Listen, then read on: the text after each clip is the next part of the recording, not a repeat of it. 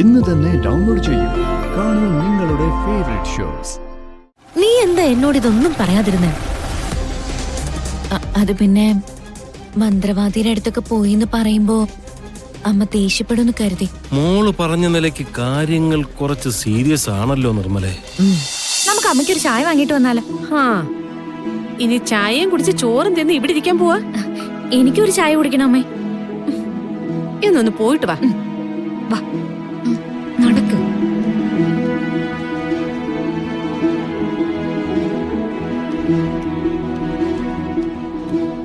എന്തു പറ്റിയടി നീ വല്ലാണ്ടിരിക്കുന്നെ? അസുഖത്തിന് ഭേദമുണ്ടെന്ന് അമ്മയോട് ഡോക്ടർ വെറുതെ പറഞ്ഞതാ, അമ്മയെ സമാധാനിപ്പിക്കാൻ. ഓപ്പറേഷൻ പെട്ടെന്ന് തന്നെ വേണമെന്ന് പറഞ്ഞു. അല്ലെങ്കിൽ ഞാൻ നിന്നോട് പറഞ്ഞതല്ലേ ആരോടെങ്കിലും കുറച്ച് കാശ് വാങ്ങി നമുക്ക് ഓപ്പറേഷൻ നടത്താന്ന്. അവരോട് പറഞ്ഞു നിക്കാന്ന്. നമുക്ക് നമ്മുടെ കാര്യം കിട്ടാനുള്ള ഓരോരുത്തരും ഇതുപോലുള്ള കാര്യങ്ങൾ തീരുമാനിച്ചു വെച്ചിരിക്കല്ലേ, അതെങ്ങനെ നടത്തണ്ടെന്ന് പറയാ. ഇനി ബാക്കി പൈസക്ക് നമ്മൾ എന്ത് ചെയ്യും? എന്തെങ്കിലും ചെയ്തേ പറ്റൂ ഉണ്ണിമായ.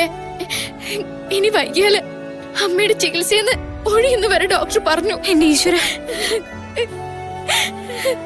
പാവ അമ്മ ഇനി ഒരു കുഴപ്പമില്ലെന്ന് പറഞ്ഞിരിക്കുക. ഇത്രയൊക്കെ കിടന്ന് ഓടിയിട്ടും പ്രാണം കളഞ്ഞ് പ്രാർത്ഥിച്ചിട്ടും ദൈവം കേൾക്കുന്നില്ലല്ലോടി.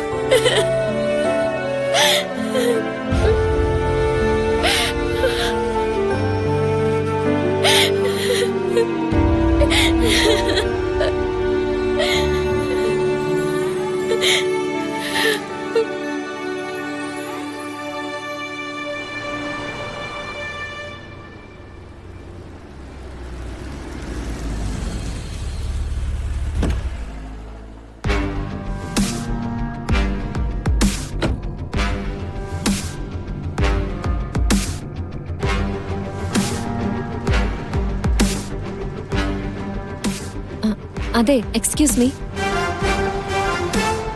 ഈ ഫോട്ടോയിലുള്ള കുട്ടിയെ നിങ്ങൾ എവിടെയെങ്കിലും കണ്ടിട്ടുണ്ടോ? ഇല്ല, ഞാൻ കണ്ടിട്ടില്ല. ഞാനും കണ്ടിട്ടില്ല. ഇല്ല. എന്തു പറ്റി? പരിചയമുള്ള കുട്ടിയാ. ഇപ്പോ നല്ല അടുപ്പമില്ല.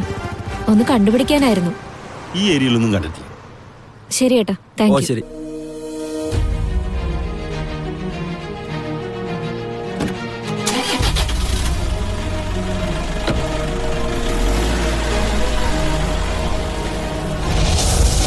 ചേട്ടാ, എന്താ?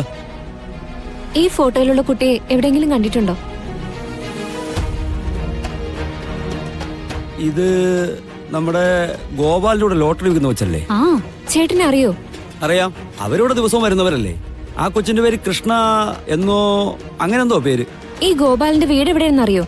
ആ ചാന്നാങ്ങര റോഡിൽ കൂടി ഒരു 1.5 കിലോമീറ്റർ പോയാ അവിടെ ചെന്ന് ആരോട് ചോദിച്ചാലും പറഞ്ഞു തരും. എന്താ മാഡം കാര്യം? അയ്യോ, കുഴപ്പമുള്ള കാര്യമൊന്നുമല്ല. മുമ്പൊരു ക്ഷേത്രത്തിൽ വെച്ച് ഈ കുട്ടിയെ പരിചയമുണ്ടായിരുന്നു. ഇപ്പൊ ഫോൺ നമ്പറും അഡ്രസ്സും ഒക്കെ മിസ്സായി പോയി. ഇപ്പൊ ഈ നഗരത്തിലുണ്ടെന്ന് അറിഞ്ഞു. ഒന്ന് കണ്ടുപിടിക്കാൻ വേണ്ടിയാ. ഓ ശരി, താങ്ക്സ് ഏട്ടാ.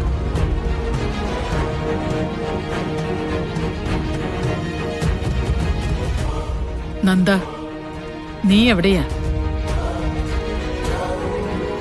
ഞാനിപ്പോ പൂജാരിയുടെ അടുത്തുനിന്ന് വന്ന് കേറിയതേ ഉള്ളൂ. ദോഷങ്ങളൊക്കെ തീരാൻ കുടുംബക്കാവില് 100 പാല് ഊട്ടണം അത്രേ. മാത്രമല്ല പിന്നെ പുള്ളുവൻ പാട്ടം നടത്തണമെന്നാ അദ്ദേഹം പറയണത്. കളമ്പാട്ടും മറ്റും കുറച്ചു നാള് മുൻപേ നടത്തിയതല്ലേ എന്നൊരു ചോദ്യം എല്ലാ ഭാഗത്തുനിന്നും ഉണ്ടാവും. ആ ചോദ്യം പേടിച്ച് നമുക്ക് മാറി നിൽക്കാൻ പറ്റില്ലല്ലോ. യഥാർത്ഥ പ്രശ്നങ്ങൾ എന്താണെന്ന് എനിക്കും നിനക്കും മാത്രമല്ലേ അറിയാവൂ. തൽക്കാലം ചോദിക്കുന്നവരോട് ഞാനൊരു മറുപടി പറയാൻ കണ്ടെത്തിയിട്ടുണ്ട്. വിവാഹം അടുത്തു വരുന്നതിനിടയില് ഗാതമോൾക്ക് സംഭവിച്ച അപകടം ഉണ്ടല്ലോ, അത് തന്നെ കാരണമായിട്ട് പറയാം. മറ്റുള്ളവരുടെ മുന്നിൽ ഐശ്വര്യത്തിന് വേണ്ടി നടത്തുന്ന പൂജ അതവരാഘോഷമായിട്ട് കണ്ടോട്ടെ. പക്ഷെ നമുക്ക് രണ്ടുപേർക്കും അതൊരാഘോഷമല്ല. ഈ കുടുംബത്തിന് വളരെ അനിവാര്യമായൊരു കാര്യമാണ്. നീ എന്തായാലും പെട്ടെന്ന് ഇങ്ങോട്ട് വരൂ. എന്നിട്ടെല്ലാം നമുക്ക് തീരുമാനിക്കാം. മനസ്സിനൊരു സമാധാനവും ഇല്ല.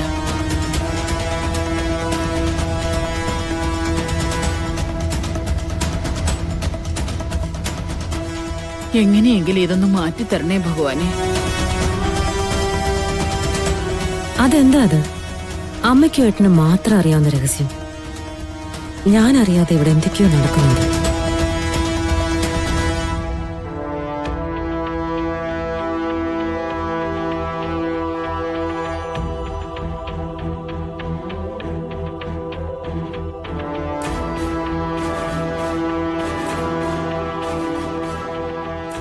ഉദയേട്ടനൊരു കാര്യം ശ്രദ്ധിച്ചിട്ടുണ്ടോ?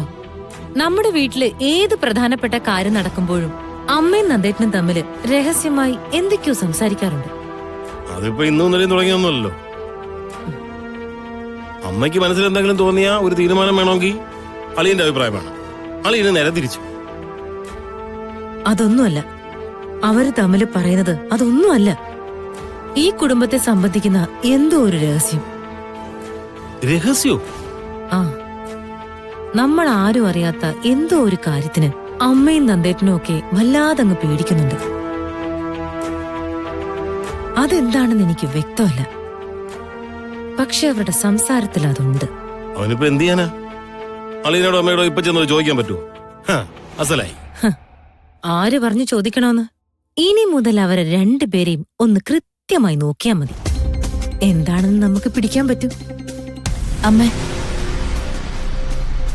ഞാനൊരു കാര്യം പറയട്ടെ. അമ്മ പറയുന്നത് നേരാ. മുത്തശ്ശി പേടിക്കുന്ന രഹസ്യം എന്താണെന്നുള്ളത് എനിക്കറിയാം. എന്താ?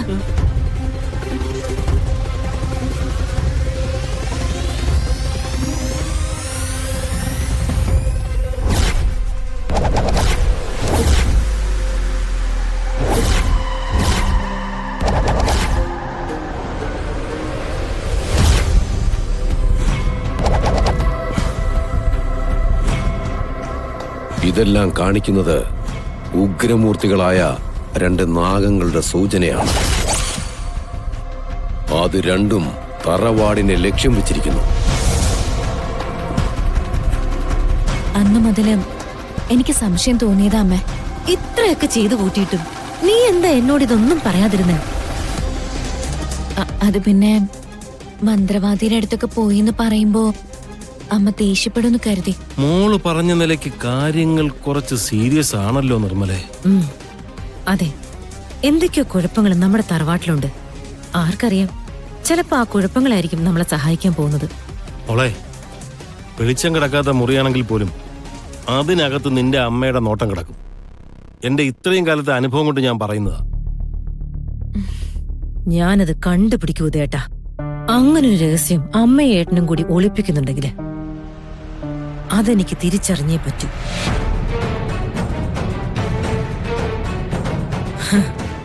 അത് തിരിച്ചറിഞ്ഞാ പിന്നെ അമ്മയോ ഏട്ടനോ എന്നോടൊന്നും കൽപ്പിക്കില്ല. പകരം ഞാനായിരിക്കും അവരെ രണ്ടുപേരെ അനുസരിപ്പിക്കാൻ പോകുന്നത്. വരട്ടെ.